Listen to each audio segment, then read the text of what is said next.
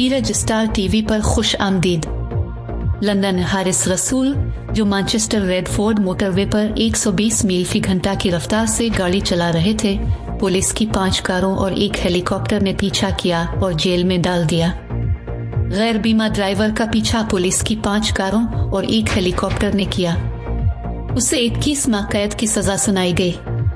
Prosecutor Nicola होस्किंस ने बताया कि 28 साल रसूल के साथ 2 मुसाफिर थे, जिनमें एक 15 साल लड़का भी शामिल था। अजिले गार्डन्स कम्बोसलान ग्लासगो में मर्सिडीज में सवार था।